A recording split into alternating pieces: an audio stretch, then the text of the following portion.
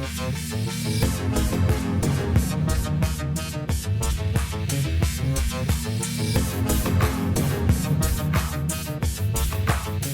Sciforror Film Podcast.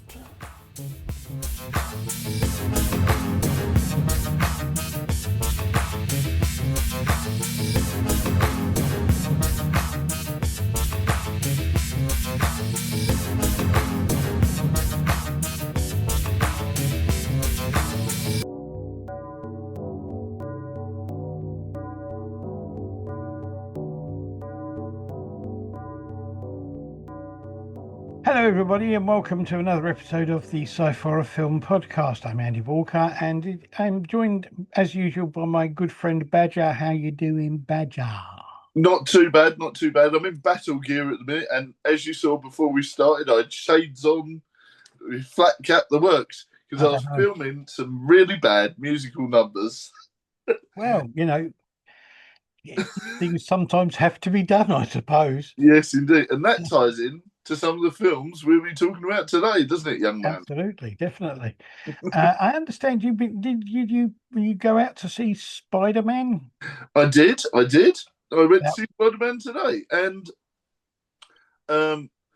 Greasy went to see it yesterday. Lucky soul. I did not get the opportunity to go and see the later showing because where I live, the transport connections are terrible. So I even had to get a cab back from where I was because I wasn't waiting an hour for a bus. Anyway, let's segue in. Yes, it's fantastic, but once again, it suffers from overhype. They overhyped it. They started promoting it 6-7 months ago, and I'm like, this doesn't live up to the hype. I was constantly waiting for the next dopamine fix that they kept promising. Where's Venom? Where's Mysterio? Where's Man-Spider? Where's this? Where's this? Where's this? They overhyped it. It was a good Spider-Man film, don't get me wrong. It's great. But the overhype did not do it any good, not at all. And also, on another note, Jumanji Open World looks terrible. I saw that in an advert today, and that's the first time I've really loved the Jumanji series reboot or recontinuing, whatever it is. This one looks terrible. It actually looks awful, So I'm like, did they watch Anaconda reboot and thought it was really good? I'm like, this is absolutely terrible. Like, I've never seen it feels like they picked the worst clips out of the film and put it in there and went, oh, these look good, don't they? No. But And 9 times out of 10, when you see the trailer for a film, you watch all the best bits, and you've seen all the best bits. So when you go and watch the film, you think, well, I've already seen all the best bits. Well, yeah, when you watch the trailer for Spider-Man Back, you're thinking they took all the best bits from the last 45 minutes. Yeah. It was good. It just didn't live up to the hype that they gave it. Well, I haven't had a chance to go and see it yet. I will do at some point, I'm hoping. I don't know. I seem to have a lot of things going on at the moment. I don't. If you can, I recommend it, but go into it with open eyes. Yeah, I mean, I don't really normally worry too much about what people say or do, or what they've shown of it and that sort of thing. There are very few films that I've ever watched the trailers of and thought, that's going to be a really great film. A couple of them I have, and most of them have been okay. But I miss the old days when they used to film special clips just for the trailer.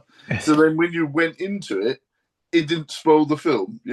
Yeah. The only problem then is that sometimes they film these bits, and you go, "Well, that's nothing like when it said it was going to be like." Well, there is that. Yeah. Anyway, right, this week we are doing science fiction. We have 2 short science fiction films and we have a science fiction feature film, independent feature film. And we are leaning heavily towards the comedic side of things this week. Definitely, yes. I just thought it would be nice to do something a bit lighter. Oh, 100%. 100%. So we're going to start off with our first short film, which is from 2018. It's called Thawed. The writers are Alistair Green, Diane Morgan, and Matt Morgan. And the director is John Drever. The cast is Alistair Green and Diane Morgan. Synopsis says, The future. A woman has brought back her husband from cryogenic suspension. Well, most of him. Yeah, I really like this. Yeah. It's really funny. I like Diane Morgan, but I don't like everything she does. Mm. Some of the stuff that she does, I think is really funny, and there's other stuff that it doesn't do it for me at all. But I really like this. Mm. I like the kind of droll British humour Yeah, about it. I was going to say it's very British, very amusing, and it did like have shades of like Red Dwarf. It was like Yeah, Red Dwarfian humour plus very dry, and it felt like it was something you'd watch on, it's like a bad BBC Two science fiction comedy that would have been on about midnight or something dark. yeah, It's one of these things where it was really funny. The effects were very minimal, but they were brilliant, yeah, absolutely. And I like the fact that he was in with the bread and stuff like that. And like you said, the actor who played the wife, I can't remember her name, but she Diane was Morgan. brilliant. Yeah, she was brilliant because she played like this sort of modern old lady as well. And the way they got round that was saying that they had futuristic plastic surgery and all that sort of stuff. Yeah, Yeah. So they did lean into like heavy comedy there. It was brilliant. And yeah, it made you want to think, ooh, could this be like some sort of weird series? Is yeah. it going to? I mean, I did think that myself, but then I thought, I think the joke would wear thin after a little while. I don't know. I would have loved it if every week you saw him get a new bit of his body back, and then the final bit would have been him sort of like, being complete and just walking off for a pint and the racing post at 9:30 in the morning. Yeah, yeah. And I thought it was really good. What I liked about it as well is the fact that it does work as a kind of self-contained little short story. Yes, It's not, yeah, but it's really like you funny. say, the effects are minimal, but they are really good Yeah, and really well done. I thought it was it's a great little short film. It reminded me of, it was a bit like some of the little clips and things they used to have in things like Space, when they just had like yes. almost like a little sketch within the show. Yeah, I get what you mean. Yeah, I used to love all that sort of stuff, and also, in the young ones, they used to do that as well, didn't they? Yeah, Yeah, and what was it? There was a really weird sketch in Space, wasn't there? There was loads, but but that, like you say, that would have really fitted into any episode of Spaced, and it would have made you laugh. And I think it's a shame that that came out now. If we'd have seen that back in the day, it would have oh, been a legendary bit. absolutely. I really liked it. I really thought it was really good. Yeah. Good film. And I do hope that Spaced and British comedy and British sci-fi comedy comes back a bit, because even Yeah, Red Dwarf has sunk down a little bit. We got a little bit of it, but not much. yeah. There was a Red Dwarf convention the other day, and according to sources online, I don't know, I wasn't there, but it was a complete disaster. So I'm like, that didn't do us Right. any good, did it? That No, didn't do the sci-fi I community mean, any good. unfortunately, there have been a few British sci-fi comedies that really haven't hit the mark at all. Mm. Yeah, they should have done. You look at them on paper and you go, that should work. And then when you watch it, you go, nah, No, nah. it's sometimes it really comes down to the acting choice, like the actor's choice, doesn't Yeah, it? And this whole tradition of it's the it's very much a modern thing where it's like the actors are just playing a slightly hyper version of themselves, yeah, you know, yeah, like in Anaconda, you just got, and Jack Black is the same. Jack Black is just Jack Black yeah. everywhere, In everything he does, yeah, it's like there's no diversity now with the characters. yeah, They're the actors playing themselves, just slightly over the top. absolutely. Yeah. And this is why a lot of stuff suffers now. No, It I agree. seems I that agree.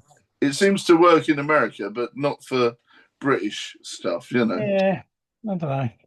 It's a strange thing. Okay. Right, on to our second short film. This is one I thought you would really like. This is from 2022. Yeah. This is called Terminator: Bad Judgment. The writer for this was Philip Ramity. Yeah. Director was Lisa Belcher, who was the woman who directed House of Abraham. Oh, okay. That's interesting, isn't Yeah, it? That's uh, a tonal shift. absolutely. The cast is Carson Goldsmith, Avery Merrifield, and Mark Pui. The synopsis says future soldier Kyle Reese has one job to protect Sarah Connor. Yeah. How hard can that be? Um, Reese's commanding officer is about to find out. Now, I'm not big on American humor, but I thought this was brilliant. yeah, me too. I mean, obviously, I am a bit up and down about talky stuff, but it landed. This one landed for me, and it was funny, you know? Absolutely. I mean, I really like this. It's incredibly well written. And Mm, and if you know the original Terminator films, then yeah. this hits every mark. Yeah, there was lots of little in jokes and lots of little sort of like, why was I naked when I got transported and all that Yeah, sort of stuff, you know, and and all that sort of stuff.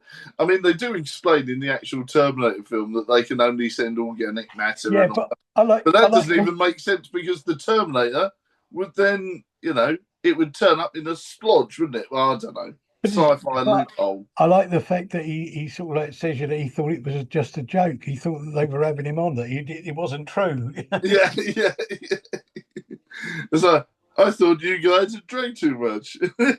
Yeah, I mean, I thought it was really good. It kind of, and it is this thing of like, in the film there were like three different Sarah Connors. I mean, Yeah, I know he had the picture, but it's like, surely any Sarah Connor would have done. that's it. He's like, I didn't really like that one. Yeah, Yeah, that one was a bit too, you know, bald head's not my thing. And they're like, it's it's not about that. We're trying to save the world.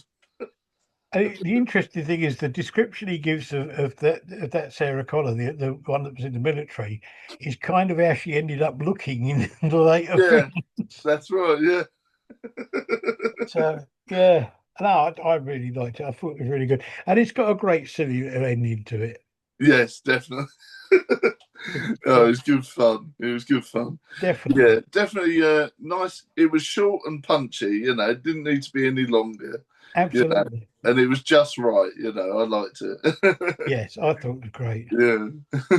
And like I said, the last Talking Heads one we watched, I didn't really gel with. No, yeah, yeah. Not at all. But this one, you sort of saw the where it was I going think and things like that, you I know. think It the was thing good. was that the humour worked really well, and it kept things moving along. Yeah. And it sort of went along a gradual little storyline. And I did like the little jokes as well that added into the films and stuff, you know, Yeah, because there was lots of little references, you know. absolutely, definitely, really well put together. You know, the only thing I'm just thinking, the only thing that would have really been funny is if the Terminator snuck behind him or something and clocked him in the head at the end. You know, that Yeah, would have made it, you know, even funnier. But what we got was great. it was good. It was very good. As you say, it's a complete tonal shift to Yeah, House of Abraham. very much so. Very much so. It's like I'm gonna, you know, it's that whole thing of I'm gonna have to make this really bad comedy, a really fun sort of over the top, you know, Terminator twist, Yeah, and then I'm gonna make a really serious horror thriller that involves lots of deep, weird issues. And you're like, oh, God, okay. yeah, The yeah, tonal shift is like a massive rainbow unicorn jump, you know. yeah. Absolutely. All right.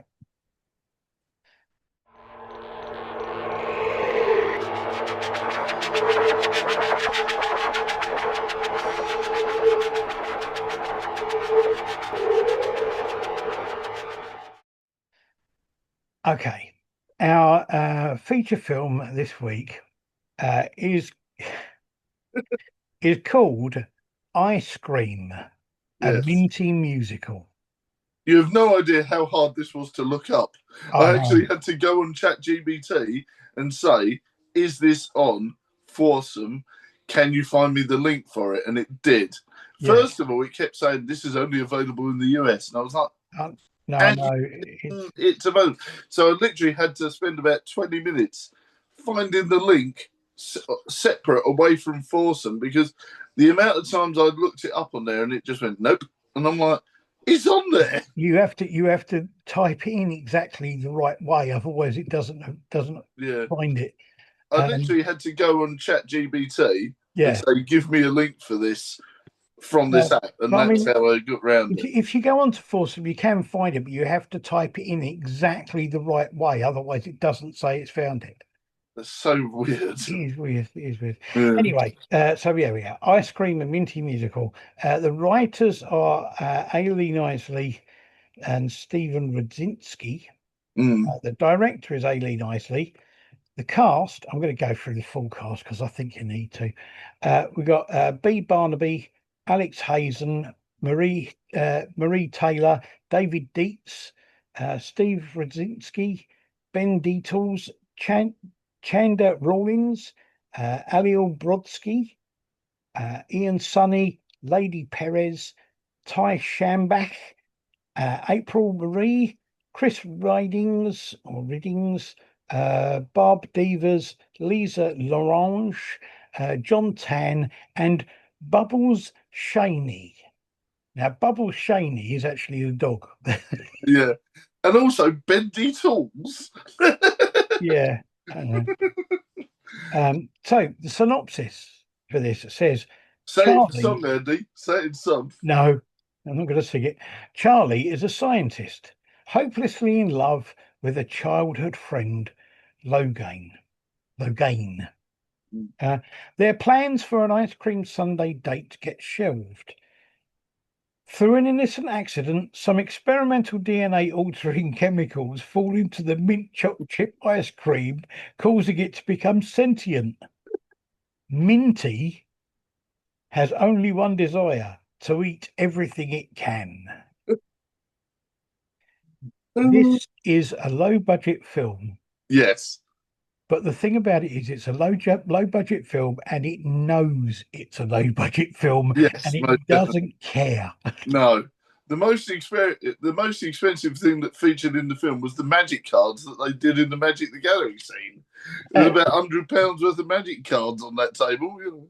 yeah, I mean they definitely lean into the fact that it's low budget and it's I gotta say again, not big on American humor, me, but I really liked this. It kind of the songs are pretty good, and they kind of reminded me a bit of like the Rocky Horror Show and Yes. the um what's the other one? The Little Shop of Horrors. Yeah, yeah. It's that sort of style of song, Mm. you know. It's great. I enjoyed it. I mean, the story is mad as hell, but it Yeah, works within its own limits. it does indeed. Yeah.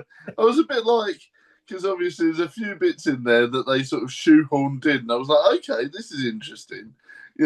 So not only have they got to contend with a sentient minty ice cream, but there's a serial killer on the loose as well. Yeah, I was like, out of nowhere. I was like, okay, yeah. what else No, are you going to shoehorn in? I love the fact that the ice cream man is part of like a secret society. yes, Yeah, absolutely. just brilliant. And the fact that there's been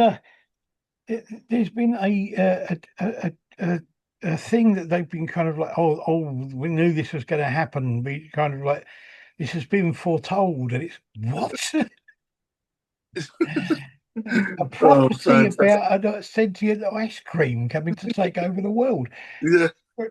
Oh, Oh no, it was fantastic. I thoroughly enjoyed it. It took me a while to realise, like you say, the tone of it and where we were going and stuff, and how it was going to go through it. But I liked it once I sort of got my gist of what it was going to be like. I really enjoyed it. Yeah. I mean, it's a. I mean, I've written down here it's a good bit of absolute nonsense. Oh, most definitely. Yeah, most definitely.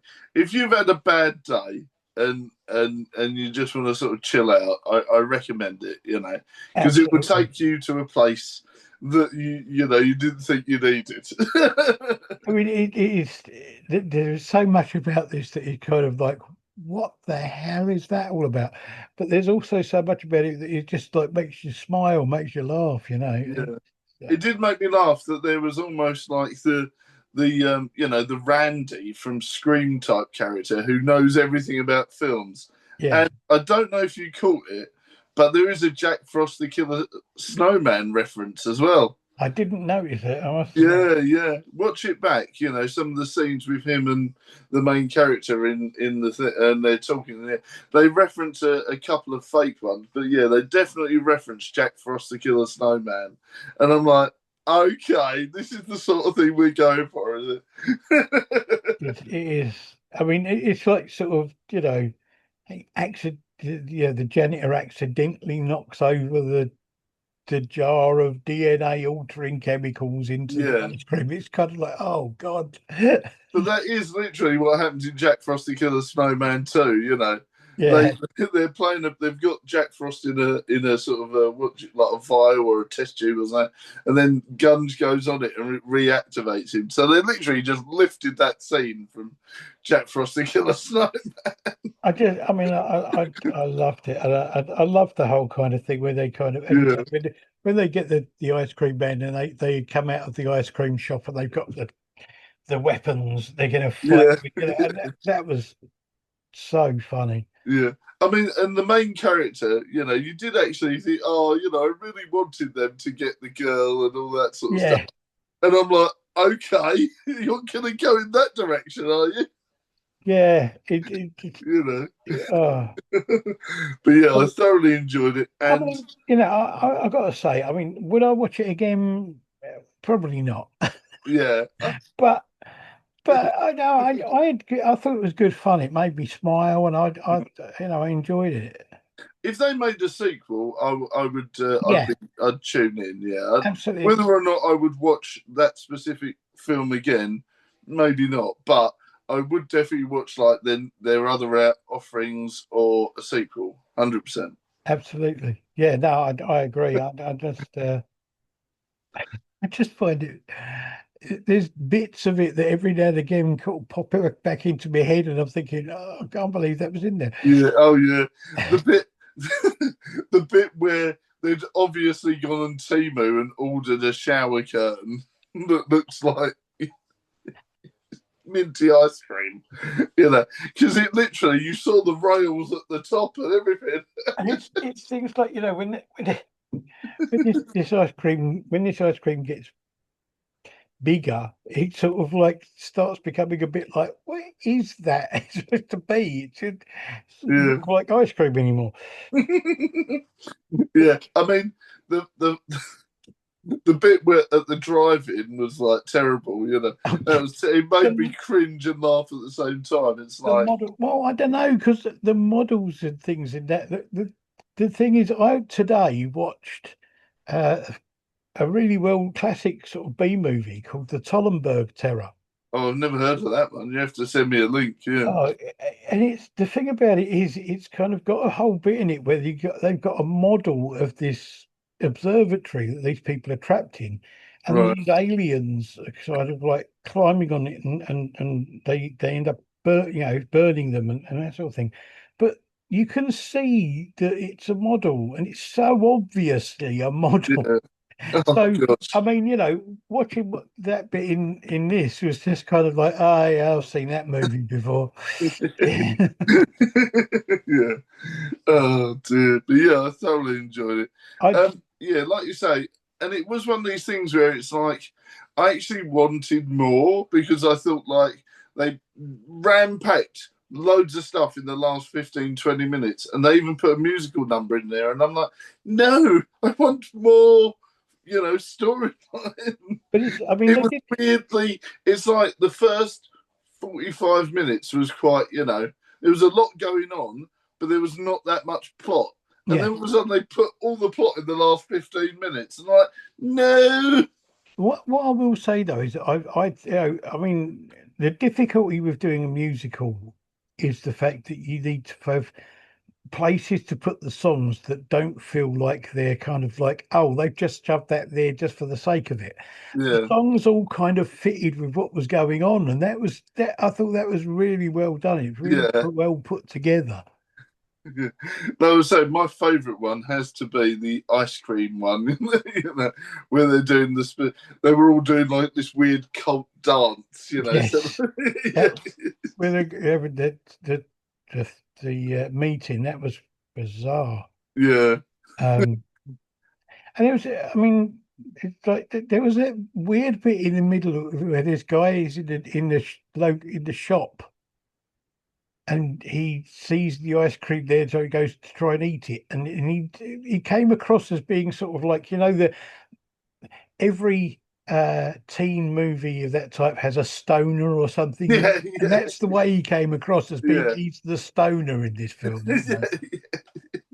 yeah. Um, But yeah, no, it was really I really enjoyed it. It was, yeah, it was a really good fun film to watch. you can definitely tell that they wanted to use Magic the Gathering and stuff, but obviously couldn't get the license. Yeah, But you can tell that they actually obviously either know quite a lot about it or they played it quite a bit, because I've been in Magic the Gathering tournaments and they are like that, I just I just get the feeling that the people who made this were kind of like know lots of people that are like that or go to Yes. those sort of things and just said, "Do you want to be in a movie?" Yeah, literally. I'm like, I bet you didn't pay all these extras. But no, I would say to anyone, I think it's not going to be, if you don't go into this expecting it to be high production value and all that No, kind of stuff, but go into it thinking it's going to be a good laugh. yeah. Like you were saying, if you're a bit down in the dumpster and you need something to cheer you up, this is definitely it. Absolutely, yeah. No, I think it would do that really Yeah. well. Uh, okay, so there are three films. You had Thawed from 2018 with Diane Morgan, which we both liked, and it was great fun and really good bit of British humour. That's Uh, right. Terminator Bad Judgment Day, which is really good, and I'd like to see if we could find a way of fitting that in between films or in between edit that into the film somewhere or something. You know Oh, what that'd be hilarious, wouldn't it? That'd be hilarious. I mean?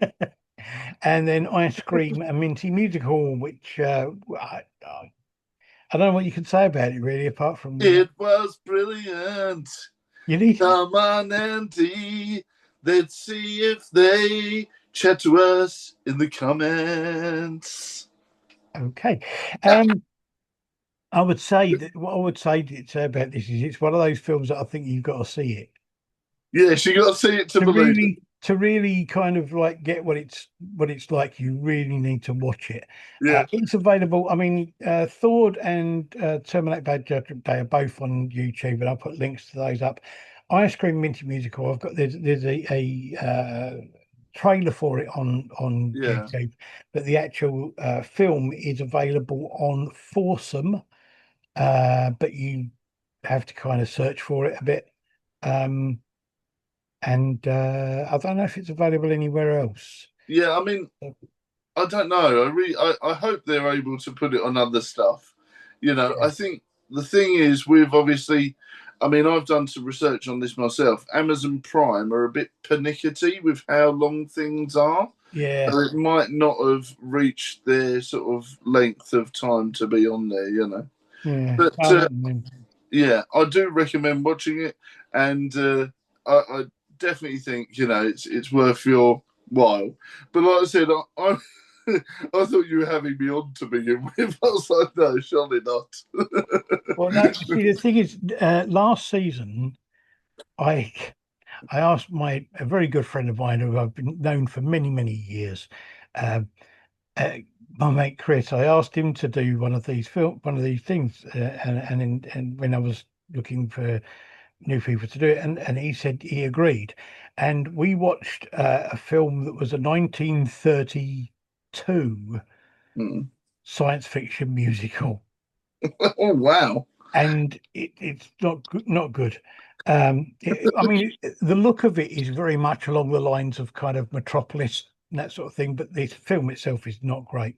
Oh Uh, but when I said to him about doing another one, he said, "I don't mind doing it as long as we're not doing a musical."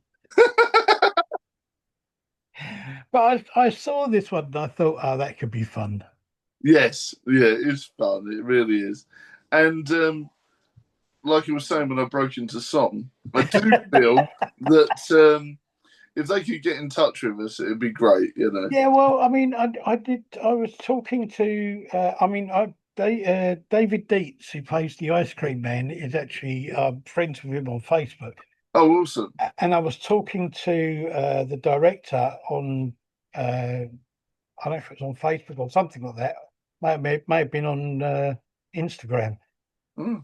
And when I said that we were going to do it, so we may be able to even get a an interview. You never know. Ooh, That'd be a very laugh. meaty interview. Yeah. See if they're going to do a sequel or something different. Let's hope so. Let's hope so. Either way, I'm going to be watching Eagle-eyed. Well, there you go. Thank you very much, Badger. Always a pleasure, sir. Always a pleasure. Thank you to everybody out there for watching, looking, and listening. And we will be back next time with some horror stuff. And until then, thank you very much and goodbye. Goodbye.